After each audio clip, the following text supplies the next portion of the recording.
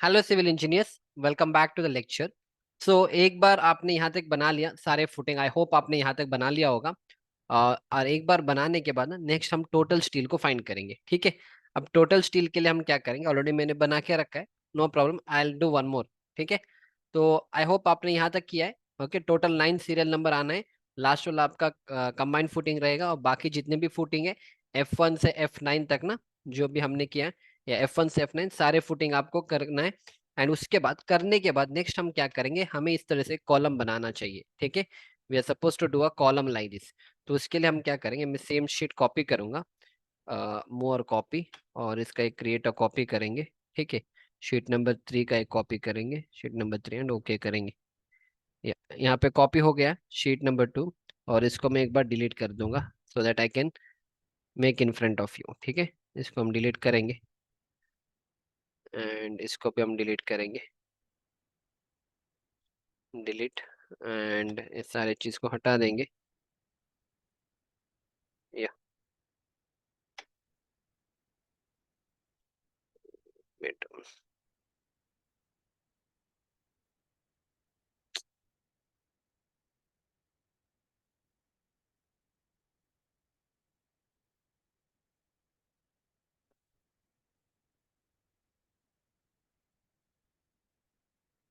ठीक है, चलो, ओके, एवरीथिंग इज डिलीटेड। तो एक बार सब कुछ होने के बाद नेक्स्ट हम क्या करेंगे, आप ना इस तरह से गैप बना लो। तो इतना पोर्शन आप हम यूटिलाइज करेंगे, थोड़ा नीचे ही ले लो, ठीक है। This much you can take up to here, okay. ले लो, और यहाँ पे क्या करेंगे, मर्ज एट सेंटर कर दो, ठीक है। इतना सिलेक्ट करो, और यहाँ पे मर्ज एट सेंटर लिखो, और यहाँ पे हम लिखेंगे कि टोटल, या टोटल स्टील रिक्वायर्ड फॉर, क्या है, G+2 बिल्डिंग है ना, G+2 रेसिडेंशियल बिल्डिंग, ठीक है। Total steel required, total footing steel चाहिए तो फुटिंग लिखो यहाँ पे, total footing steel required for G+2 residential building. And इसको हम लिखेंगे किस में, इसको थोड़ा बोल्ड कर दो, ऊपर लेके आओ, साइज को इंक्रीज कर दो, एंड फॉन्ट भी आप चेंज कर देना, ठीक है। या और इसको एक्चुअली हमें लिखना है मैट्रिक टन में, तो दोनों में लिखूंगा, I write in KG and also metric ton, ठीक है। यूजुअली हम बीबीएस में जो फाइनल स्टील आते हैं हम मैट्रिक टन में लिखते हैं, ठीक है। और इसको इस तरह से थिक बॉक्स डाल दो, and if you want you can give a colour to that, ठीक है। या फिर अब हम यहाँ पे क्या करेंगे, हमें ना यहाँ पे अलग अलग से हम कॉलम बनाएंगे। ये 8 mm के लिए, 10 mm, ठीक है। फिर आपका 12, 16, फिर 20 एंड 25 एंड 32 के लिए। तो मर्ज एट सेंटर करेंगे, एंड इसको हम one by one, if you want will copy the same thing, control C करो यहाँ से, और इसको पेस्ट करो कंट्रोल V, ठीक है। ओके, और इसको डिलीट कर देंगे, एंड इसको एक बार फिर से मर्ज कर दो, ठीक है। चलो फिनिश, इतना ही करना है, और बाकी मैं आपको समझा दूंगा। इसका साइज चाहिए तो बड़ा कर दो, ठीक है। या अभी नेक्स्ट क्या करेंगे, इसके अंदर हम इसके वैल्यूज लिखेंगे कि कितना कितना स्टील आ गया, ठीक है। तो 8 का कितना मिल रहा है, 10 का कितना है, 12 का कितना है ना। क्योंकि फाइनली जब आपको स्टील ऑर्डर करना है, आप ये सब कटिंग लेंथ में ऑर्डर नहीं करोगे कि मेरे को ना, या आप मेरे को ऐसा शेप वाला बना के, ऐसा, ये सब आप साइड पे करोगे। जब आप स्टील आप ऑर्डर करोगे, तब आपको क्या करना पड़ेगा, आपको स्टील कौन से डायमीटर का कितना स्टील चाहिए, that you need, okay. For that अब देखो, 8 mm का कोई स्टील हमने यूज किया है, नहीं। 8 mm हमने जितने भी स्टील यूज किया अपने फुटिंग में, सारे 10 डायमीटर का ही सरिया है, ठीक है। तो 8 में कुछ नहीं लिखेंगे, इसको 0 कर दो, ठीक है। 12 को भी 0 कर दो, ठीक है। 16 का भी आप 0 कर देना, 20 का भी 0 है स्टील, 25 का भी 0, 32 का भी 0। सिर्फ 10, सिर्फ कितने का है, 10 का है। तो 10 का आप क्या करो, प्लस करो, सम, ठीक है, एंड ब्रैकेट ओपन। अब एक एक करके ऐड करते चले जाओ, ठीक है। अभी क्या क्या ऐड करना है, इसको ऐड करेंगे प्लस, इसको ऐड करेंगे प्लस, इसको ऐड करेंगे प्लस, इसको ऐड करेंगे प्लस, इसको ऐड करेंगे प्लस, इसको ऐड करेंगे, फिर प्लस, इसको ऐड करेंगे प्लस, इसको ऐड करेंगे प्लस, इसको ऐड करेंगे प्लस, इसको ऐड करेंगे। ये शायद ऐड नहीं हुआ है, इसको ऐड कर दो, या 2 बार ऐड हो चुका है, ठीक है।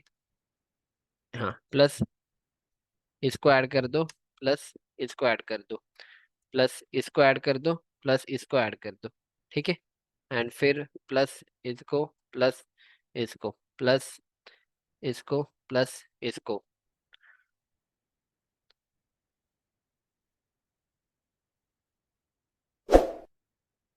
ठीक है, फिर इसके बाद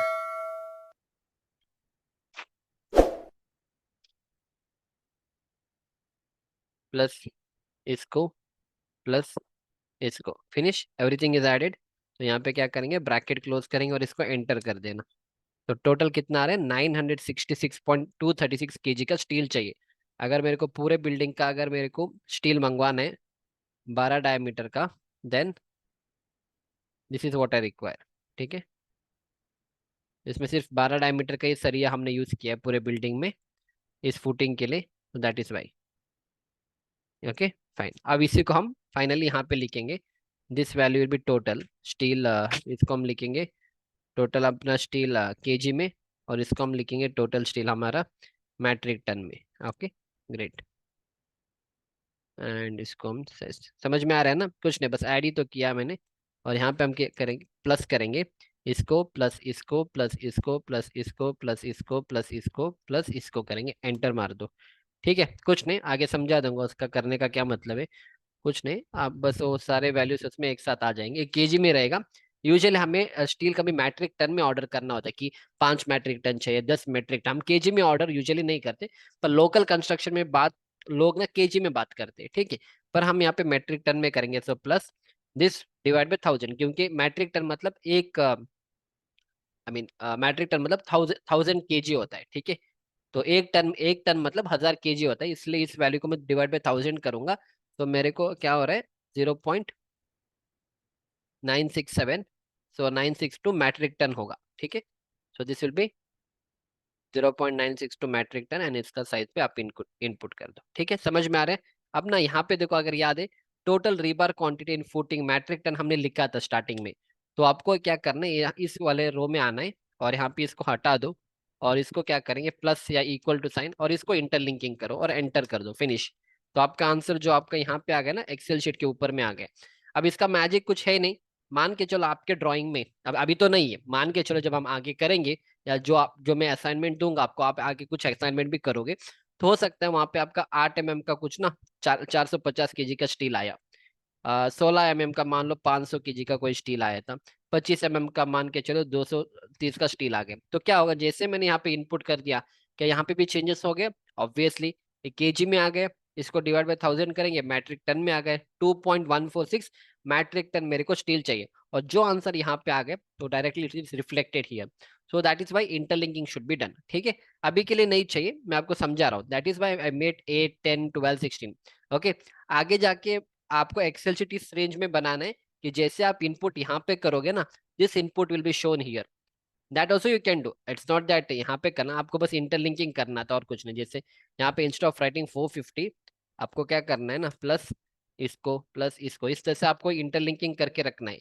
तब जाके ना कोई भी आंसर आप यहाँ पे इनपुट करोगे, directly it will come over there. But now since we are not return, ठीक है, अगर मैं इसको जीरो कर दूं, देखो ऑटोमेटिकली जीरो हो गया। अगर यहाँ पे मान के चलो मैंने 45 कर दिया, सी ऑटोमेटिकली 45 होना था ना इसको, did not happen, should have been. Okay, इसको सिलेक्ट ही नहीं किया।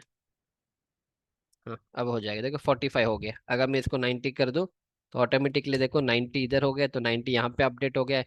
तो this 90 is added here and this value is reflected here. ठीक है, तो that is why you are suppose to do that. Anyhow, हमने जो किया है अभी, वो बस सारे जीरो ही है। बस हमारे पास 12 डायमीटर का ही स्टील है। So 966.236 is the total steel that is required in your G+2 residential building that we are taking up. ठीक है, सेम मेरे को यहाँ पे भी मिला था, सेम आया था, आई गॉट 966.236, एंड सेम अभी हमें यहाँ पे भी मिला। ठीक है फाइन, एवरीथिंग इज डन। अब इसके बाद कुछ क्वेश्चंस आपके दिमाग में होंगे कि सर ये सब हमें समझ में आ गए, हमने भी ऐसे ही बना लिया, हमारा आंसर भी ठीक हो गए, तो फुटिंग का आप एक्सपर्ट बन गए बीबीएस बनाने में, इसके अलावा कुछ होता नहीं फुटिंग में। ठीक है, अब आपके दिमाग में 2-3 क्वेश्चन रहेगा कि सर ये जो बेंड डिडक्शन है कहाँ पे लगाना है। आपने कहा कि थोड़े प्रोजेक्ट्स में करते हैं, आपने कहा कि थोड़े प्रोजेक्ट्स में नहीं करते, तो हमें क्या करना है। और दूसरा चीज है सर, जैसे आपने एल वाला लिया है, ये जो एल आपने लिया है, आपने कहा कि इसको overall depth minus top cover minus bottom करना है। आपने ये भी कहा कि थोड़े प्रोजेक्ट्स में top cover minus bottom cover करेंगे, फिर इसको 2/3 का डेप्थ भी लेंगे। तो हमें कौन सा प्रोजेक्ट, हमें इसमें कौन सा फॉलो करना है, right? So I hope this question you have. तो इसके लिए मैं आपको सिंपल यहाँ पे आंसर दे दूंगा। देखो, ये जितनी भी चीजें मैंने आपको समझा दिया यहाँ पे, everything depends on project specific. मतलब ये सारे चीज डिपेंड करेगा प्रोजेक्ट स्पेसिफिक, प्रोजेक्ट स्पेसिफिक, ठीक है? स्पेसिफिक, इसका ए डिपेंड करेगा specific, project specific. It depends on the client, it depends on the client, it depends on the contractor, okay, contractor, and it depends on what kind of projects, type of project you are taking, type of project, ठीक है? इसका मतलब क्या, for example, जब मैंने first हम जब site पे जॉब कर रहे थे, राइट, इनिशियली, तब हम यूजुअली क्या करते थे, we were taking the bend deduction, we were taking bend deduction, हम लेते थे bend deduction, we were taking. And जो अपना डेप्थ होता था, ओवरऑल डेप्थ, तो हम यूजुअली क्या करते थे, overall depth that is capital D minus top cover, minus top cover minus bottom cover, this is what we use to do. हम अपना जो इंडस्ट्रियल प्रोजेक्ट था हम इसी तरह से करते थे, हम इसका 2/3 नहीं लगाते थे, ठीक है? इसके बाद मैंने बहुत सारे वेबिनार्स को सब अटेंड किया है। तो वहाँ पे एक सर थे जिनको लगभग 40 ईयर का एक्सपीरियंस है। तो जब वो एक्सप्लेन कर रहे थे तो उन्होंने कहा कि उनके प्रोजेक्ट में अभी वो लोग क्या करते, वो लोग क्या करेंगे, बेंड डिडक्शन नहीं लगाते, no bend deduction, no bend deduction, वो बेंड डिडक्शन नहीं करते, कहीं पे भी बेंड डिडक्शन नहीं करते। एंड फिर जो ओवरऑल डेप्थ माइनस टॉप का माइनस बॉटम, इसमें ये लोग ना 2/3 का लगा के वो फॉर्मूला से जो एल होता है वो लगाते। अब ये डिपेंड करेगा क्लाइंट के ऊपर, थोड़े क्लाइंट को पता है कि अगर पूरा एल देने से अगर मेरा स्टील ज्यादा जा रहा है तो मेरे को बस 2/3 ही देना है। तो थोड़े क्लाइंट क्या बोलते हैं कि कॉन्ट्रैक्टर को, या जब आप प्रोजेक्ट लेते हो, कि आप जो एल लगाते हो ना वो आप डायरेक्टली 2/3 पे लगाओ, हमें पूरा नहीं लेना है।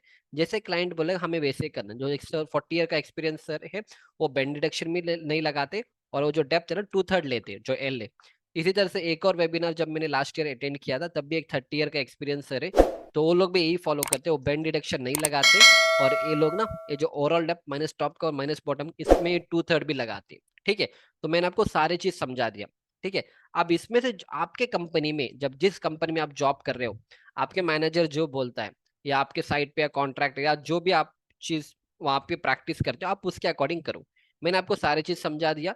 जो मैंने किया है उसमें मैंने बेंड डिडक्शन भी लगा के समझाया हुआ है, एंड 2/3 रूल। अगर आपके प्रोजेक्ट में बेंड डिडक्शन नहीं लगाते, कोई प्रॉब्लम नहीं, आपको पता है, आपको बस यहाँ पे आना है और यहाँ पे जो बेंड डिडक्शन है उसको माइनस करो। अगर आपके प्रोजेक्ट में 2/3 नहीं लगाते और सिर्फ overall depth minus top minus bottom करेंगे, तो आप 2/3 वाला जो फॉर्मूला मैंने लगाया था यहाँ पे, उसको आप हटा देना। बस और कुछ नहीं होने वाला है, ठीक है? बस इतना ही होगा, इसको डिलीट करोगे, उतना अपने आप आंसर आ जाएगा, ठीक है? Very simple. अब फाइनली एक क्वेश्चन आएगा जिसमें मैं आपको एक और कॉन्सेप्ट समझा दूंगा।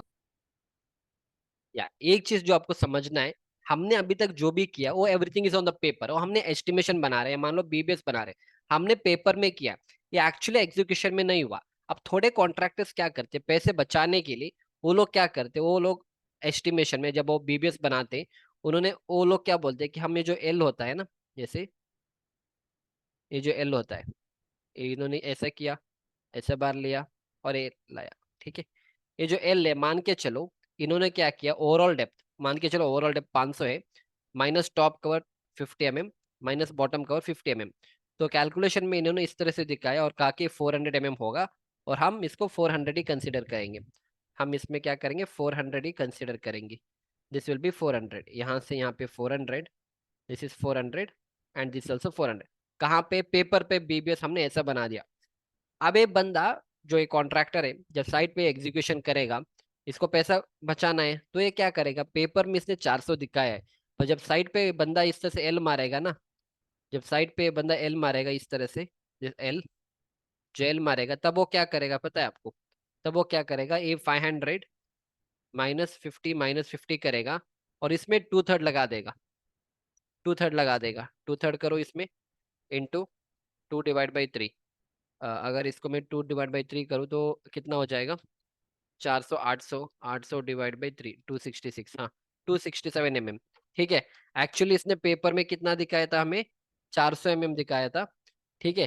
पर इसने जब एग्जीक्यूशन कर रहे थे, तो एक मिनट, कितना होगा, 400 × 2/3 ना, सही है ना? सही है, 267 करेगा। तो सब साइड पे इसका एग्जीक्यूशन कराएगा ना, तो ये क्या करेगा, ये जो एल है ना, ये बस 267, यहाँ से 267 और यहाँ से 267 करेगा। पर इसने ड्राइंग में हमने हमारे आगे जब वो बीबीएस बना के रखेगा वो 400 करेगा, ठीक है। तो यहाँ पे इन लोगों को पकड़ना है, तो इसीलिए जो बिल्डिंग वाला इंजीनियर है, तो हम अभी क्वांटिटी एस्टिमेशन कर रहे हैं, इसके ऊपर एक और इंजीनियर रहेगा जो है बिल्डिंग इंजीनियर। बिल्डिंग इंजीनियर इसको बिल बना के देना, जब बिल्डिंग करेंगे वो पूछेगा साइट इंजीनियर से कि आप लोगों ने साइट में क्या किया है, क्या आपने यहाँ पे 267 दिया है या 400 दिया है। तो that is why site engineer rule is also important. तो एज अ साइट इंजीनियर आपको देखना है कि प्रैक्टिकली क्या हो रहा है, क्या आपने बीबीएस क्या बनाया और आपने एग्जीक्यूशन क्या किया, और जो एग्जीक्यूशन होता है ना उसी के अकॉर्डिंग आपका बिल बनेगा। अगर आपने यहाँ पे 400 दिया और आपने यहाँ पे दोनों में 400 दिया, तो आपके बिल में जो लेंथ होगा 400 400 और ए वाला लेंथ है उसको हम ऐड करेंगे। अगर आपके साइट पे ये 267 है, 267 और ये लेंथ है, तीनों को ऐड करेंगे, जो कटिंग लेंथ आएगा उसके ऊपर ही आपका बिल बनेगा, ठीक है। तो दैट इज भाई यहाँ पे कोई चीटिंग करने का मतलब ही नहीं है, मतलब आप कुछ भी करो, फाइनली हम डिसाइड करेंगे साइट पे एग्जीक्यूशन क्या हुआ है, ठीक है। हाँ, इसमें एक और चीज है, मान के चलो आपके कॉन्ट्रैक्ट में लिखा था कि आपको 2/3 लेना था, मतलब जब आप बात करते हो इनिशियली आपने कहा कि नहीं हम डेवलपमेंट लेंथ पूरा इंटू टू थर्ड करेंगे। पर जब क्लाइंट ने, जब कॉन्ट्रैक्टर ने काम किया, उसको याद नहीं था और मान के चलो उसने क्या किया, उसको पूरा ले लिया, पूरा मतलब उसने पूरा 400 दिया, उसने पूरा 400 दे दिया। एक्चुअली 267 देना था, उसने यहाँ पे भी 400 दिया और यहाँ से भी 400 दिया, ठीक है। एक्चुअली 267 हमने बात किया था, इसके अकॉर्डिंग हमने कॉन्ट्रैक्ट को हमने प्रोसीड किया था। पर कॉन्ट्रैक्टर ने क्या किया, यहाँ पे 400 और यहाँ पे 400 किया, और तब वो जब बिल्डिंग के लिए, जब वो अपना बिल देगा ना, तो एज अ बिल्डिंग इंजीनियर आप इसको रिजेक्ट कर सकते हो। क्यों? क्योंकि कॉन्ट्रैक्ट पे लिखा था कि आपको 2/3 लेना था, तो आपको 267 का एल देना था। पर आपने 400 के, वो आपका गलती है, तो आपको इसका पे नहीं करेंगे हम पे करेंगे आपको 267 के अकॉर्डिंग। लेट अस कंसीडर कि ये जो लेंथ आपका 1800 आ जाएगा, ठीक है। तो इसके अकॉर्डिंग कितना हो जाएगा कटिंग लेंथ, 1800 प्लस 400 प्लस 400 कितना हो जाएगा, ये हो जाएगा आपका 2600 ना, 2600। और this is according to this 267 के हिसाब से कितना हो जाएगा, समझ में आ रहा है ना। तो आप कुछ भी करो, अल्टीमेटली जो साइट पे होगा वही आपका फाइनल होगा, और उसी के अकॉर्डिंग और उसी के अगेंस्ट आपका बिल बनेगा, ठीक है। 2334, तो लगभग कितना डिफरेंस आ रहा है, 2600 माइनस 2334, 2600 माइनस 2334, लगभग 266 mm का डिफरेंस आ रहा है, ठीक है। हाँ, 266 mm का डिफरेंस आ रहा है, ठीक है। तो आपको बिल जो आपने साइट पे किया उसी के अकॉर्डिंग बनेगा, ठीक है। समझ में आ रहा है, this is what I wanted to tell. So that is why I explain you all the cases, finally decide होगा आपके साइट पे क्या एग्जीक्यूशन होगा। हाँ, पर अगर कॉन्ट्रैक्ट में लिखा था, या मान के चलो स्टार्टिंग जब हमने एस्टिमेशन किया था, हमने बातचीत किया था कि नहीं हम पूरा ही लेंगे, हम इतना ही लेंगे, मतलब 2/3 ही लेंगे। अगर कॉन्ट्रैक्टर ने साइट पे इसको ऐसा बना दिया, तो हम जब बिलिंग करेंगे, जब हम पैसा पे करेंगे कॉन्ट्रैक्टर को, तो हम उसको पे करेंगे कितना, हम इसी के अकॉर्डिंग पे करेंगे, इसी के अकॉर्डिंग पे करेंगे, इस अकॉर्डिंग हम पे नहीं करेंगे, क्योंकि कॉन्ट्रैक्टर का मिस्टेक है, ठीक है। So contractor will be paid only for this, not for the 400।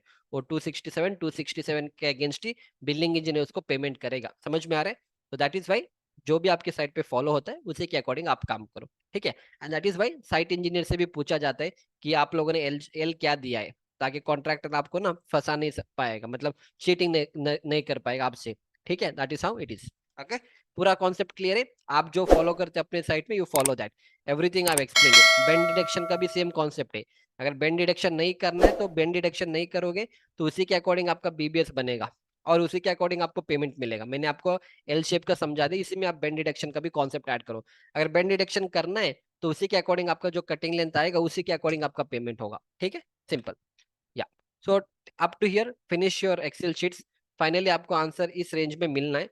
अगर आपको आंसर 950 से 975 के बीच में भी मिल रहा है, your answer is correct. Slight variation इधर उधर हो सकता है, नहीं होना है, पर this is the final answer.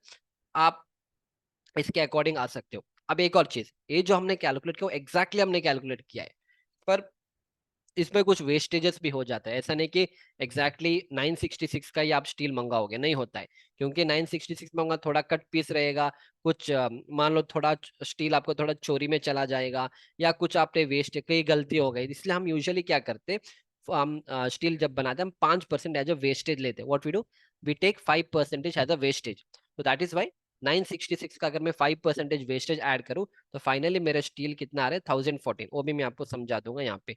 तो फाइनली आप यहाँ पे लिखो. ओके, यहाँ पे एक और मैं शीट बना लूंगा. तो इसको हम करेंगे, हाँ, इसको हम करेंगे वेस्टेज. ठीक है, एडिंग आफ्टर, अगर चाहिए तो यहाँ पे कॉलम ऐड कर दो, एक रो ऐड कर दो, वेस्टेज कंसिडरिंग, यूजुअली 5% होता है. ठीक है, देखो अबे यूजुअली कोई कांस्टेंट नहीं है. ठीक है, ये सारे चीज जो वेस्टेज सब होते हो अपने प्रोजेक्ट के ऊपर डिपेंड करेगा, आप जिस कंपनी में काम करते हो उसके ऊपर डिपेंड करेगा.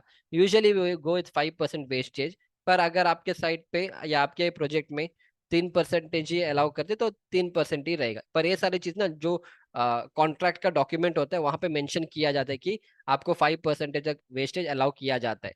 But as far as possible we need to try to control, that is where the engineering is all about. ठीक है, इसका 5% कैसे करेंगे, वेरी सिंपल. प्लस ब्रैकेट को ओपन करो, 1.05, 1.05 क्योंकि 5% है ना, so 1.05 multiply by this answer कर दो और ब्रैकेट क्लोज करो, finish, you got the answer 1014.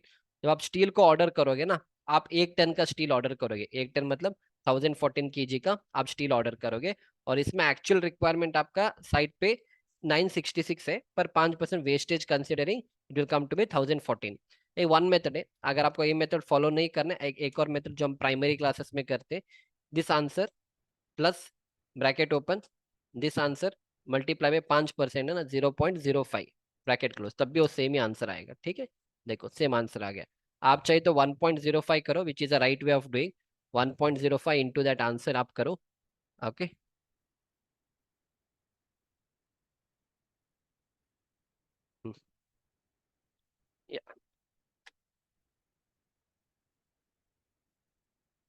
ठीक है, समझ में आ गया. This is a final. जब आप ऑर्डर करोगे स्टील, आप 1015 मतलब आप बताओगे कि हमें 1015 kg का, 1015 kg का हमें स्टील चाहिए, आई मीन फॉर फुटिंग के लिए. जब आप ऑर्डर करोगे तो पूरा बिल्डिंग का ही ऑर्डर करोगे. ठीक है, या दैट्स हाउ इट इज. समझ में आ गया ना. This is residential. ठीक है, स्पेलिंग मिस्टेक मत किया करो. Residential building, everything is fine. समझ में आ गया. तो मैंने पूरे कॉन्सेप्ट आपको समझा दिया, 5% वेस्टेज. अब देखो, ये अब इसके बाद एक कॉन्सेप्ट समझा दूंगा अभी ना. इसके बाद हम करते हैं, अब देखो ये जो स्टील हमें चाहिए इतने फुटिंग में, अब ऐसा नहीं कि जो स्टील है पूरे 1 महीने में हमें चाहिए. This may be over a period of 3 to 4 month. ऐसा नहीं कि पूरे 1 महीने में आप इतने फाउंडेशन करोगे. इट्स प्रैक्टिकली नॉट पॉसिबल कि आप 1 महीने में पूरा फाउंडेशन का एक्सकवेशन करोगे, नॉट पॉसिबल. इसीलिए आप हमें इसमें प्लानिंग करते हैं. अगर आपने मेरा साइट इंजीनियर का कोर्स लिया है तो मैंने आपको वहाँ पे कॉन्सेप्ट समझाया था प्लानिंग का, कि जब आप कोई भी प्रोजेक्ट आप लेते हो तो usually we go with planning. Planning के लिए आप MS एक्सेल यूज कर सकते हो, नहीं तो आजकल MSP और प्राइमरी सॉफ्टवेयर आप यूज कर सकते हो. So according to the software, according to the planning, हो सकता है आप ना जनवरी के, लेट अस कंसीडर 2023 जनवरी में आप इतना फुटिंग करोगे. ठीक है, फरवरी में इतना फुटिंग कंप्लीट करोगे और मार्च में इतना फुटिंग हो जाएगा. ठीक है, BBS तो आपने सारे का बना दिया, पर जब हम एक्चुअल एग्जीक्यूशन करेंगे, जनवरी में मेरे को इतना ही फुटिंग का BBS करना है, मतलब इतना फुटिंग का कंक्रीटिंग करना है, तो इतना इतने का ही मैं बिल बनाऊंगा. ठीक है, अब जितने इतने का जो बिल बनाऊंगा और जितना स्टील आएगा मैं उतना स्टील मंगाऊंगा. ये जो स्टील है आप एक साथ इतना स्टील नहीं मंगाओगे साइट पे. This is for overall project. अब अगर मान लो आपको, समझ में आ रहा है ना, अगर मान के चलो ये आपका करना है मार्च के मंथ पे, तो मार्च का स्टील आप जनवरी में नहीं मंगाओगे. जनवरी में आपको जितना स्टील चाहिए उससे थोड़ा और एक्स्ट्रा मंगाओगे. जनवरी में मान के चलो मेरे को ना, टोटल 966 में, मान के जो जनवरी मेरे को 300 kg का स्टील चाहिए इस इतने फुटिंग करने का. तो हम क्या करेंगे, 300 या 350 kg का स्टील लाएंगे. ठीक है, in that way we have to plan. एक साथ हम कभी लाते नहीं स्टील को. लाएंगे तो क्या होगा, वेस्ट तो नहीं होगा. प्रॉब्लम कहाँ पे आएगा, उसको मेंटेन करके रखने के लिए स्टोर में रखना है. स्टोर में आपको सही से रखना पड़ेगा, रिकंसिलेशन शीट बनाना पड़ेगा कि स्टॉक आपने कितना यूज किया, आपने कितना स्टील लाया, आपने 1 टन का स्टील लाया, आपका स्टील कितना खर्च हो गया. मान लो 200 kg का स्टील खर्च हो गया, मतलब जिसका कास्टिंग हो गया, कितना आपका इन प्रोग्रेस में मान लो, और 100 kg इन प्रोग्रेस में, तो 200 + 100 300. और आपने लाया था कितना, 1 टन, 1000 kg में अगर 300 चला तो 700 स्टील आपके गोडाउन में होना चाहिए. That is called as reconciliation. ठीक है, अब अगर 700 है तो ठीक है, अगर 700 नहीं है तो प्रॉब्लम है. शायद थोड़े वेस्टेज में गया होगा, दैट इज वाई हमने 5% वेस्टेज लिया है। इसके साथ क्या होता है, बड़े बड़े साइट में चोरी करते हैं, लेबर लोग चोरी करते हैं, थोड़ा स्टील लेके जाएंगे, उसको बेचेंगे, पैसा मिलेगा ना। तो that is why all this thing should be taken care of. समझ में आ रहा है? ये थोड़ा बिल्डिंग का कॉन्सेप्ट है, ये तो प्लानिंग का कॉन्सेप्ट मैं आपको यहाँ पे समझा रहा हूँ। ठीक है, so that is how it is. तो always we have to plan and based on that हम स्टील को ऑर्डर करेंगे, and based on that the execution will be done. अगर एक साथ स्टील ऑर्डर करोगे तो प्रॉब्लम क्या होगा पता है? पैसे की प्रॉब्लम होगी, क्योंकि आपका जो जरूरत है, जो बाकी 300 और 300, वो है फरवरी और मार्च महीने का।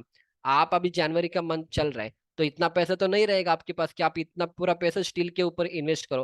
अगर आप इन्वेस्ट भी करोगे उसमें आउटकम है नहीं, उससे अच्छा वो पैसा आप सीमेंट में इन्वेस्ट करो, वो पैसा आप एग्रीगेट में इन्वेस्ट करो। ठीक है, जब फरवरी का मंथ आएगा तब आप वो जो एडिशनल पैसा है वो आपको फरवरी मंथ के स्टील में इन्वेस्ट करो, क्योंकि क्लाइंट जब आप करोड़ों का प्रोजेक्ट करोगे, 1,000 करोड़ 2,000 करोड़, आपको इतना पैसा एक साथ कोई बंदा नहीं देगा।